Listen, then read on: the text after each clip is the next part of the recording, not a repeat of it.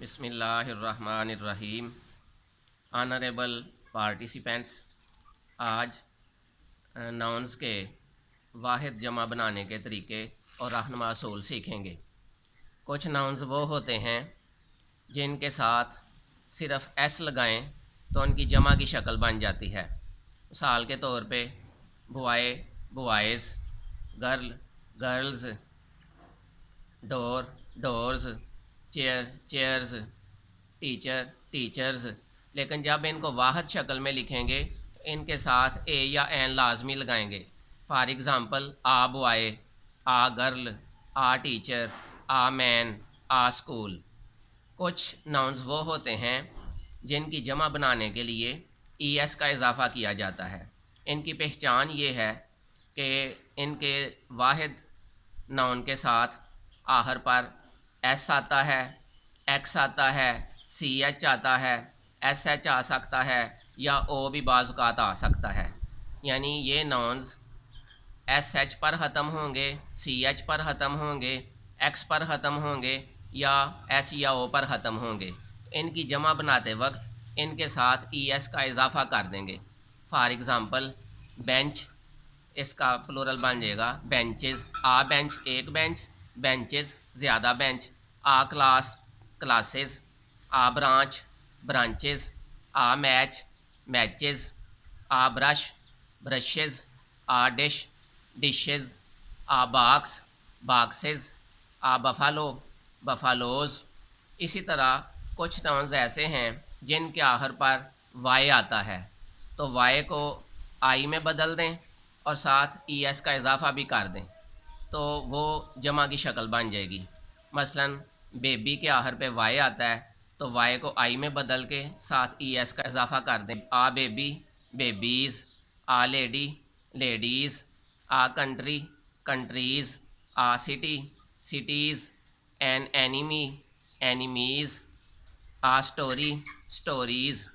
कुछ नाउन्स ऐसे होते हैं जिनके आखिर पर एफ़ आता है, तो एफ़ को वी में बदल कर ई एस लगा दें तो जमा की शक्ल बन जाती है। ऐसे नाउन्स जिनके आखिर पर एफ़ आता है, एफ़ को वी में बदल दें और साथ ई एस का इजाफ़ा कर दें तो वो प्लूरल फॉर्म बन जाएगी।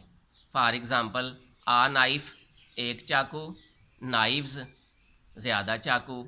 आ लीफ एक पत्ता, लीव्स ज़्यादा पत्ते। आ वाइफ वाइव्स, आ थीफ थीव्स, आ लाइफ लाइव्स। लेकिन जो हाइफनेटेड कंपाउंड नाउन्स होते हैं उनकी जमा बनाने का एक मखसूस तरीका है। तो चूँकि बाज़ का 3 अल्फाज होते हैं उनको कंबाइन करके कंपाउंड नाउन बनाया जाता है, तो उनमें जो इम्पॉर्टेंट वर्ड होता है उसके साथ जमा की शक्ल बना दी जाती है, उसके साथ एस लगा के जमा बनाया जाता है। मिसाल के तौर पे ब्रदर इन लॉ, इसकी प्लूरल फार्म हो जाएगी ब्रदर्स इन लॉ। इसी तरह sisters in law, father in law fathers in law, brother in law brothers in law. Class fellow class fellows. यानी हर लफ्ज़ के साथ प्लूरल शक्ल नहीं देनी, बल्कि जो स्पेसिफिक वर्ड होगा उसको जमा में बदल देंगे, बाकी सारा लफ्ज़ उसी तरह ही रहेगा। एक अहम बात ये भी ज़हन नशीन कर लें कि जब हम नाउन्स के एब्रीविएशंस इस्तेमाल करते हैं तो उनकी जमा बनाते वक्त तरीका ये होगा। मिसाल के तौर पे जो पीएसटी टीचर्स हैं, वो प्राइमरी स्कूल टीचर इसका पूरा नाम है, और जब इसको इख्तिसार से लिखेंगे तो पीएसटी लिखेंगे।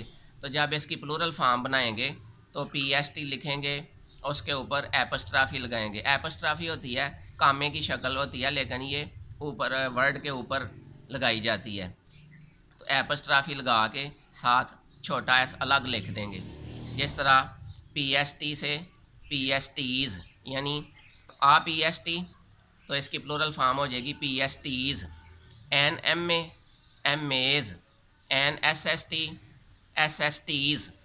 यानी एसएसटी लिख के ऊपर एपस्ट्राफी लगाएंगे, कामा लगाएंगे और बाद में छोटा एस साथ लगा देंगे तो प्लूरल फॉर्म बन जाएगी।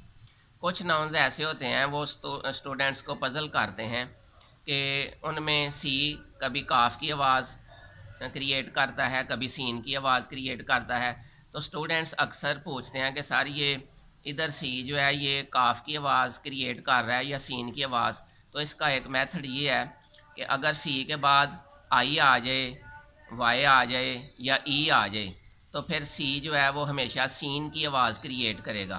फिर सुने, अगर सी के बाद आई आ जाए, वाई आ जाए या ई आ जाए, तो फिर सी हमेशा सीन की आवाज़ क्रिएट करता है। For example city, bicycle, cell etcetera. और अगर आई, वाई और ई के बगैर सी लिखा हुआ हो तो फिर ये काफ की आवाज़ होगी। जिस तरह C U P cup, C U T cut, इस तरह कैट और कोट, ये सारे काफ की आवाज़ क्रिएट कर रहे हैं।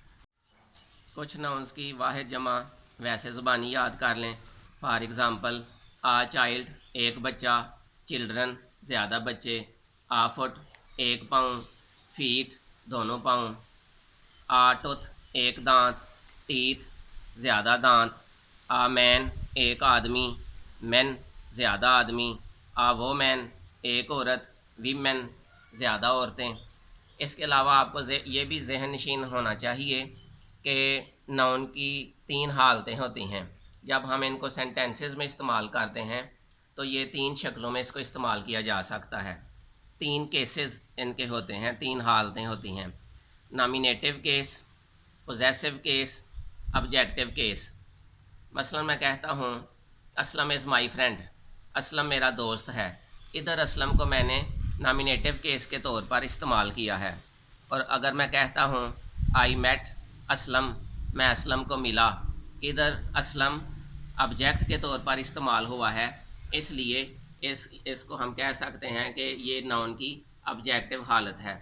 और अगर मैं कहता हूँ दिस इज़ असलम्स बुक, ये असलम की किताब है, तो इधर हमने नाउन की पोजेसिव हालत इस्तेमाल की है, यानी इधर नाउन बतौर पोजेसिव फॉर्म में इस्तेमाल हुआ है। तो चूँकि ये नाउन है तो इधर बतौर नॉमिनेटिव केस भी असलम असलम ही रहता है, ऑब्जेक्टिव केस में भी असलम असलम ही रहता है। लेकिन जब हम प्रोनाउन को नॉमिनेटिव केस में, पोजेसिव केस में, ऑब्जेक्टिव केस में इस्तेमाल करते हैं तो इनकी शक्लें बदल जाती हैं। तो वो जब हम प्रोनाउन पढ़ेंगे तो इंशाअल्लाह ताला तफसील के साथ इसको डिस्कस किया जाएगा। अपना बहुत सा ख्याल रखिएगा। अल्लाह ताला आपका और हमारा हामी और नासिर हो।